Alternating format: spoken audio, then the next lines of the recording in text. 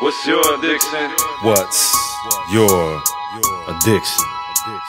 What's your addiction? What's your addiction? What's your addiction? Because I have so many, I really don't know where to start. The positives outweigh the negative addictions, so I'm grateful that one of them is this poetry art. In fact, this addiction keeps Truality and the microphones from ever being apart. So whatever you feed the most will take over you and your heart. And I'm impulsive, addicted to anything that makes you feel good can be repulsive.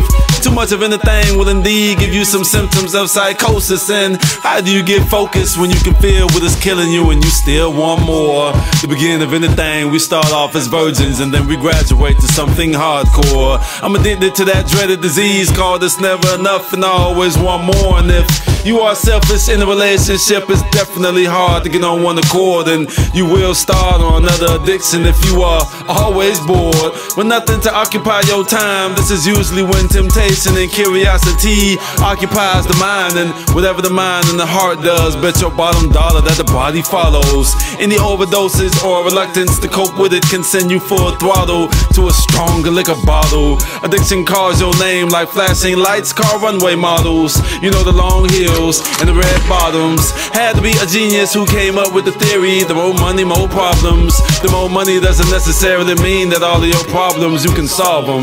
Some of life's greatest lessons you will never learn until you're starving, until the very thing that you're addicted to the most, you can't even dodge them, and have to start from scratch just to dispatch the problem. Like trying to think back on those dreaded nights that I didn't use a condom. My head was throbbing. I don't want to be stuck like being locked up in prison waiting for a presidential pardon. Pardon me for getting blood raw with honesty, but this here truth is setting me free. Free from any addiction as long as I have faith in what I really want to be. But I still want to be free from my addictions while I'm still doing it too. We want our cake and we want to cut off a big fat slice for us to eat it too. We want a wifey, a baby mama, a slider girlfriend, and we still want a boo. Fellas, why do we leave that 80% woman for the 20% booger wolf bugaboo? Ladies, why do we pick up that king cobra snake and then cry after it bites you when you already knew what you was getting into was paychecks and sex? And now, well, everything he owns is in the box to the left. And now 3 kids with no child support is really all that you're left with. Without addressing that addiction, here comes another and another. In fact, I'ma hit off plenty of addictions, identifying all of my sisters and brothers. Now rest assured that I'm only writing this poem cause I love you. Don't take me as this political preaching poet trying to judge you. Now, are you addicted to thug life? This is normally attached to the guns and the consuming and the distribution and drug life. Attached to prison numbers and the crippin' and blood life. That can't be life, that's you can end up catching a slug life. Are you addicted to being wrong, you just can't seem to get right? Being that black sheep in the family, you can't change the stereotype? Are you addicted to sports? Do you know every stat and play-by-play of Kareem Abdul-Jabbar, Reggie Jackson, great men, but the things that doesn't really matter today?